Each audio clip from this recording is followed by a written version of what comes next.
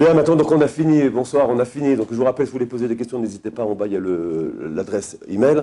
Bon, on a fini avec les psukim de la Torah. Maintenant, on va passer au Névim. Au Névim, dans les prophètes, il y a effectivement un très grand nombre de références au temps messianique, tout aussi étonnantes les unes que les autres. Il y a beaucoup de choses très intéressantes. Comme j'ai dit la dernière fois, en particulier,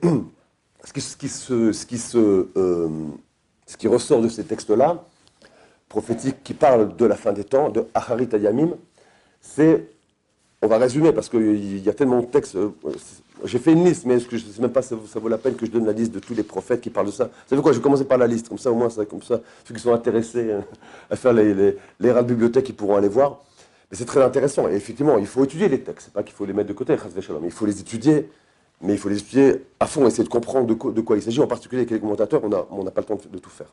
En tout cas, commençons par dans Yeshaya, par exemple, chapitre 43, 48, 65. Dans Jérémie, chapitre 30, chapitre 31 aussi. Dans Yecheskel, au chapitre 36 en particulier. Dans Daniel, chapitre 12. Dans Zcharia, chapitre 8 et 9.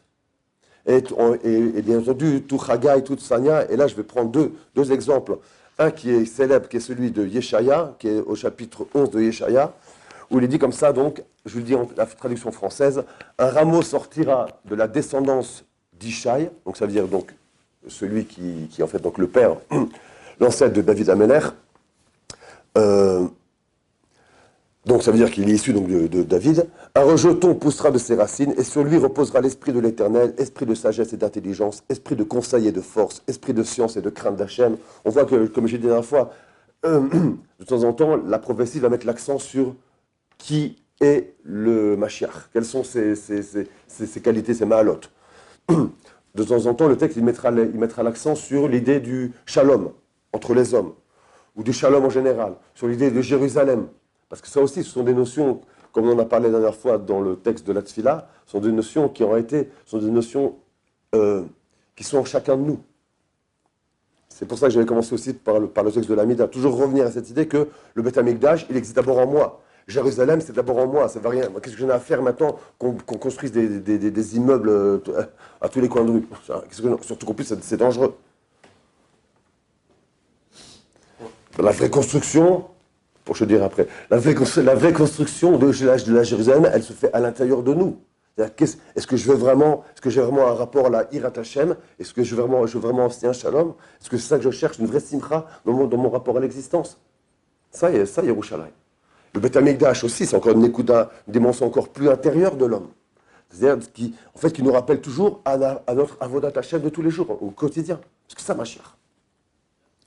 Donc, ces textes-là des prophéties parlent aussi de ces dimensions-là, qui sont les dimensions, on peut dire, de l'existence humaine. Je continue le texte. Alors le loup habitera avec la brebis. On peut le prendre effectivement sous une forme, comment dire, au sens propre du terme. Mais on peut le prendre aussi, effectivement, sous une forme métaphorique, à savoir que le loup et la brebis, ce sont effectivement deux forces en l'homme, une force qui veut dévoiler le bien dans le monde, et une force qui, au contraire, pense qu'à elle-même. Le loup pense qu'à bouffer, quoi. Pense qu'à remplir son petit jeu. La panthère reposera avec le chevreau, veau, lionceau et bélier vivront ensemble, et ainsi de suite. Le nourrisson jouera près du nid de la vipère. Plus de méfaits, plus de violence sur toute ma sainte montagne, car la terre sera pleine de la connaissance d'Hachem. Ça aussi, c'est un sujet très important ici pour ce qui s'appelle l'époque messianique, c'est que, en réalité, la terre est pleine de la connaissance d'Hachem. Le texte dit en hébreu, Kimlea haaretz de'a et Hachem, c'est-à-dire que ça signifie quoi ça? Ça signifie que, qu'est-ce que c'est Akadosh Baruch Hu? Quelqu'un peut dire ce que c'est Akadosh Baruch Hu? On l'a jamais vu, on ne sait pas ce que c'est. Et là, Akadosh Baruch Hu s'est dévoilé à nous sous la forme de ses actions. Alors si on regarde le monde, alors on peut voir c'est quoi Akadosh Baruch Hu. Alors c'est quoi le monde? Le monde, c'est une profusion de bienfaits. Donc ça veut dire, il y a un créateur qui donne du bienfait. Donc qu'est-ce qu'on fait? On fait la même chose. Et ça, le Or Hashem. Le Da'at d'Hachem, c'est-à-dire effectivement d'être dans une forme d'existence où on est sous la forme du don perpétuel, ou même en réalité, mais c'est ça le propre de la fin des temps, en réalité, l'homme, l'existence humaine, quelque part, son ego il est annihilé pour être un filtre dans ses actions du ratson d'Hachem, de la volonté divine, qui est effectivement de faire le bien à l'autre, et d'en tirer du plaisir, que ce soit vraiment c'est un contentement qui est spirituel, quoi. Parce que c'est accéder finalement au sens profond de ce que sont ces valeurs-là, qui sont en particulier les 13 midot harachamim qu'on dit aussi tous les jours dans la tefila. Dans ce texte important de Ishaïa, le prophète ajoute la chose suivante. Donc ce descendant d'Ishaï, donc le roi Mashiach, se dressera comme la bannière des peuples.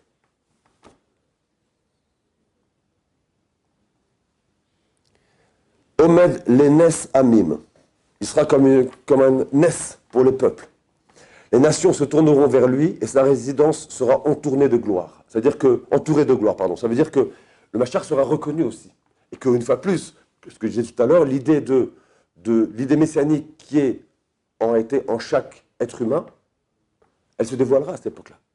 Donc, effectivement, il n'y aura plus de guerre, comme ce qui est écrit, comme le dit le texte juste au-dessus, puisqu'effectivement, plus de violence, plus de méfaits. Alors, on verra tout à l'heure. A posteriori. C'est-à-dire quoi, a posteriori? Qu'est-ce que tu veux dire? Excusez-moi, je suis fatigué. Après le Mashiach. Alors, après le Mashiach, effectivement, on va le voir, c'est une discussion. Est-ce que la disparition, c'est un des points qu'on abordera plus tard dans les textes, est-ce que la disparition du mal, elle se fait de manière immédiate, d'un seul coup, ou est-ce que c'est progressif? Parce que, en fait, ce qui se passe, c'est que la liberté, quelque part, elle disparaît. Il n'y a plus vraiment d'exercice de la liberté, puisque les choses sont... Il y a tellement un haut niveau de conscience, voilà, tellement un haut niveau de conscience du sens de chaque geste, de chaque parole, de chaque pensée, qu'en réalité, quelque part, la liberté, elle s'efface. Alors, est-ce qu'elle va s'effacer d'un coup? Est-ce qu'elle va s'effacer de manière progressive? On verra, ce sont des différents avis chez les Rishonim, en particulier dans le Ramban, dans le Sha'ar HaGmul. Et voilà, et le texte finit comme ça, en tout cas ici dans la citation que j'ai ramenée. Il lèvera l'étendard vers les nations pour recueillir les exilés d'Israël et rassembler les débris épars de Yehuda des 4 coins de la terre. Venasa nes la goyim, ve'asaf nidche Israël, ve'nefutzot Yehuda yekabetz, mi arba kanfot haaretz.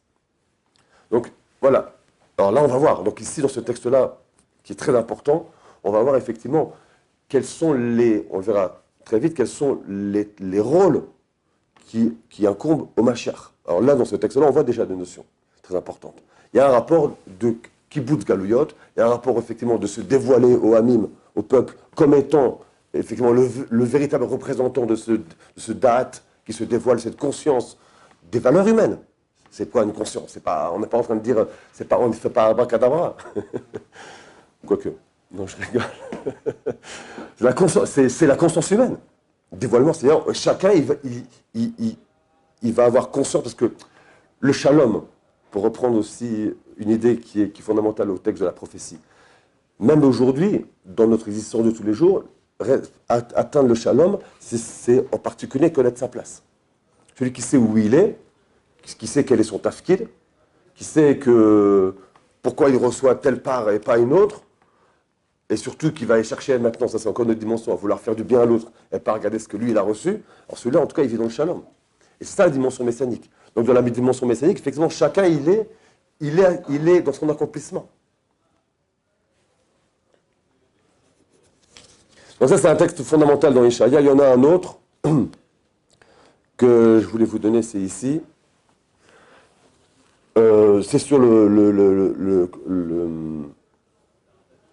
on va le passer, vous savez. C'est un texte qui parle aussi, parce que comme je disais tout à l'heure, il y a des textes de la prophétie qui parlent sur la reconstruction du temple.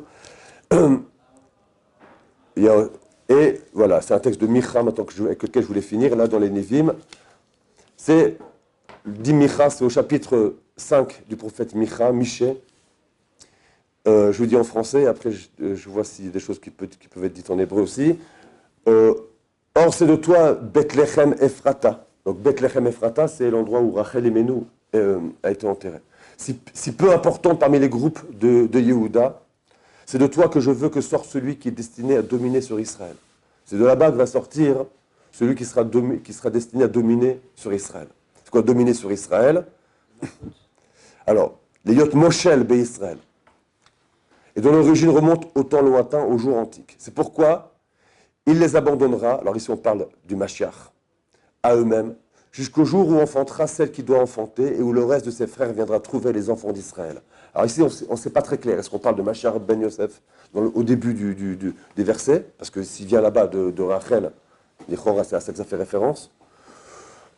Et ensuite, le deuxième, il les abandonnera eux-mêmes. Est-ce que c'est Mashiach ben David maintenant qui apparaît? Le texte n'est pas très clair, mais en tout cas, voilà ce que dit la suite. Lui se lèvera et conduira son troupeau, grâce à la puissance du Seigneur et du nom glorieux de l'Éternel, son Dieu.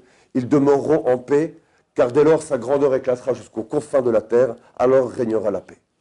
Donc ici, comme ça se finit ici la prophétie sur la fin des temps, c'est sur l'île du Shalom. Alors après, il y a des notions, tous ces peuples qu'on voit à chaque fois qui entourent Israël, on sera amené à en reparler quand on parle de l'actualité. Est-ce que dans l'actualité, on peut retrouver aussi des références à ce qui est dit chez les prophètes, par exemple? Parce que juste après, le texte, par exemple, ici de Micha, continue de parler de Achour, de peuples, donc on dirait aujourd'hui la Syrie, et ainsi de suite, de peuples qui ont existé et qui existent encore aujourd'hui. Alors, comment on va vivre ces notions-là? Ça, c'est ce qui va faire l'objet du prochain cours. Mais c'est il y a un cours juste après, à savoir qu'effectivement, on va le voir maintenant très vite dans les Rishonim, on a donc une mitzvah en vertu de tous ces textes-là qui sont ceux du Tanakh, de la tradition juive. C'est pas une mitzvah. Parmi le credo du juif, il y a l'un des fondements, c'est le fait de croire en la venue du Messie. Effectivement, ça va être une contradiction dont je vais parler. Ce n'est pas une des mitzvot des 613 mitzvot. On va en parler de ça. Voilà pour aujourd'hui. À la prochaine fois. Merci.